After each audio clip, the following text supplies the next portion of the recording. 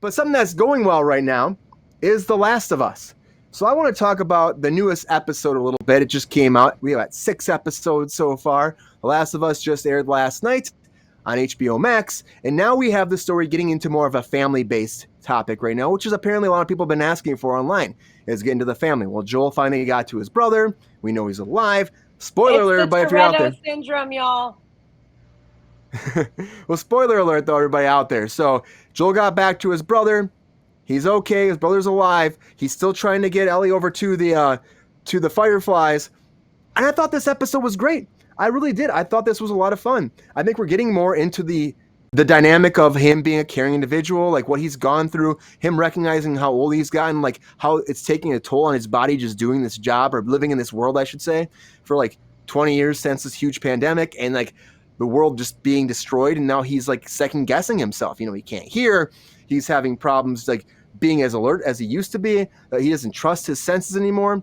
Lexi, you saw this. What do you think about the show, where it's going, and this newest episode? The writing on this show is absolutely incredible. Yeah. I don't want to say I didn't want to like this show. It's not about that.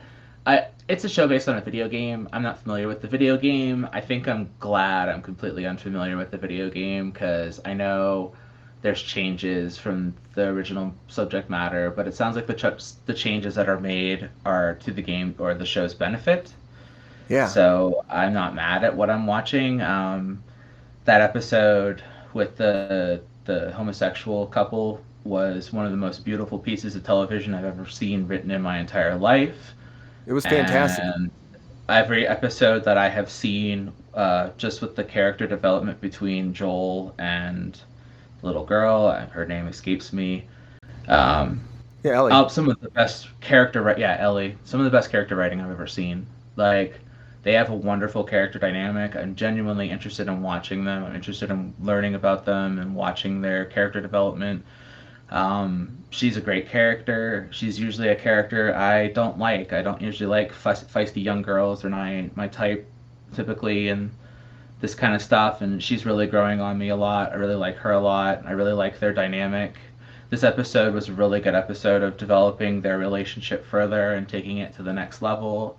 I thought the brother was uninteresting, but I don't really like the side characters too much unless they do a good job of developing them. Like the last episode with the brothers, the young brother and the older brother, that was a really, really good episode. I'm really impressed with this show. I'm not going to stop watching it, but Yeah. they've got to keep this writing going. It's a hard level of quality to maintain, and they have really set a high precedent. So, good luck. If you drop this, I'm not going to watch your show for too long. I've been shocked that it's been going so well for so long too. The fact that they can tell a whole side story that's so beautiful and so amazing and fleshed out, Yeah. and then the fact they can get back into the story and just have the same kind of dynamic. Even like last week. That was weird for me. I love that episode as a standalone film. Like it was, like you said, some of the most beautiful television. Like their relationship, and in a relatively very like short period of time, and under such conditions, you were able to see from seed to end, like their entire relationship. Yeah. And I mean, it was breathtakingly beautiful. The relationship, Yeah. the visuals. I did have one slight problem cinematically, which was like they showed the view at the end that it was out of the second story window when we watched him walk down the hall and go, but that's like a script supervisor situation that I can't help myself with. But other than that, it is like a literally a perfect hour of television. It just, to me, had nothing to do with the fucking show. There was no zombies. There was no not like what I am glad that I was able to watch it and that it came from that. But it just, to me, it had nothing to do with the fucking show. Like, how did it push the story forward? Like, what was the point? Like, to know that, okay, they knew them and they were going to get resources from them. Like, it just seemed like an odd way to go about that. I don't disagree that it's amazing and beautiful, and I fucking loved everything. I cried like a little bitch at the end of it. She cried a lot. Straight up cried like a baby. Like, it was It's so gorgeous. sad. I just seemed like it was like not part of the show. I was like, I don't understand why you're tearing my heart out and pissing on it in front of me. Like, I'm just trying to have a Sunday here, people. So, like, it was a lot. So the best the best zombie stories, the best post-apocalyptic stories, are the stories that are able to focus on the humans and not focus on the zombies. The zombies should be the catalyst, not the focus of the story. I And agree. so this show is doing a wonderful job of the zombies exist and they are out there and they are an external threat that is causing you to have to behave a certain way. But the Yep. show's focus is on the human elements and the human stories. And so that's what you're there for. And if you're there for zombies and that kind of shit, it's not really like your kind of jam. That's why I like George Romero so much. George Romero is my favorite director because he's not a zombie director. He's a director who uses zombies as the catalyst to tell human stories. And I think that that's like what's most important. I think that's where, Walking Dead loses its way is when it stops being about those human stories and it starts being about the zombies because the zombies are not. It's just Lexi, about I'm creating an external 100% threat. not a zombie person. I want to assure you of that. If what I said made you think that, I apologize because I am not a zombie person. Not at It's all. funny. Like I literally I'm like, oh great, zombie movie. Like, well, I refuse to watch what's it called? The Walking Dead, the The Walking rise Dead. of the Walking Dead, the story of the Yeah, Walking Dead. don't I'm waste not your into it. time. Can't do it. Yeah, Cannot do it.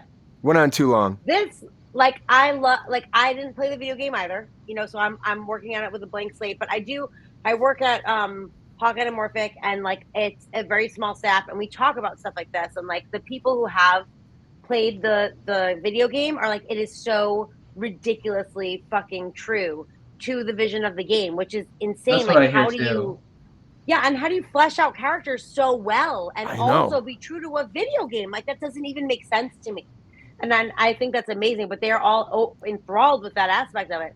Me not knowing that aspect of it, I am equally, if not more, enthralled with it. But like the fact that it is also so true to where it comes from is extremely admirable and very rare, in my opinion, in film all over the place, no matter what anything's based on, not just on a video game, like whatever anything is based on. I feel like there's usually a huge disconnect between reality and what you put on screen. And I'm not saying video game is reality. Please don't misconstrue my words, but like that is what it's based on. But this was a very cinematic video game that turned into a series because it was so Apparently cinematic. very The people that cinematic, used yeah. to play it said that it would play out like a movie almost. So it makes sense that it becomes a cinematic like gold mine for HBO Max. But you're playing a game. Like, how cinematic can you feel when you're playing it? Like, I don't know. I guess it's not my Those world. So I don't cutscenes, know. the cutscenes are amazing. But Depending on the game that you're playing, they can be pretty complicated and detailed and rich. yeah, Not all of them. It depends on the effort and the world building and how they choose to go about it. It's up to the designers. To be fair, like my idea of a video game is like Zelda or like Totally fair. Super Mario. still waiting for that Zelda movie. Still waiting. I was gonna say, we're all still waiting for a Zelda movie. If they gave a budget, like a nice Lord of the Rings budget to a Zelda film, and actually get like a proper live action Zelda film, it could be awesome. epic. It could be an amazing film. I feel They like just need to Rupert do Grint it should be right. Zelda. Come on, Nintendo, make this happen. Yeah, if you We've been actually had like a asking Lord of the for it for Rings budget, years. Mm-hmm. it Put a would high be level amazing. budget into a Zelda film, people would love it. It could be an amazing film. They're just my so God, no, people scared would to be invest all in over films after that Mario Brothers film, the live action one from back in the day. They're just so scared. They're gonna see how this one goes, the new But one they that's did coming 2 out with Sonics. that. That's Yeah, not but Nintendo though. That's it's Sega. not- I know, but Sega still, are like it's a bold. video game They take movie, risks. and now this. That's maybe true, after that's Mario true. Brothers, they'll give it a chance, But Mario Brothers isn't Sega- live action, so who It's knows? not Sega has really always lining been up. bold with their stuff. They're always going to take a risk. There's no company riskier than Sega. Like it's no company. But The Last of Us, I think, is a fantastic show overall. This new episode was a lot of fun, a lot of heart. It really had played up the father and the son, or the father and the daughter dynamic, which I think was amazing to see, like them kind of falling into that, because it kind of hinted at that before. He lost his daughter, and she's kind of falling into that Yeah. mold, and he's worried about losing her, like he lost his daughter. So he doesn't trust himself because, in a way, he lost his daughter on his own watch. So he thinks the same thing's going to happen, I think, in his mind. So he has these panic attacks. He's worried about the loss he's already had around him. He doesn't trust himself. So to me, it's really a great dynamic, and it really started pushing that this episode. And so I'm excited to see where it goes forward. Of course, again, spoilers, he gets stabbed, but I don't think he's going to die. I just think it's a way of switching the dynamic so that she has to watch him as opposed to him caring for her a little bit. I think it's just going to change a little bit. And he got stabbed in the games too, so it's tying into that as well. And he didn't die in the games. Spoiler alert.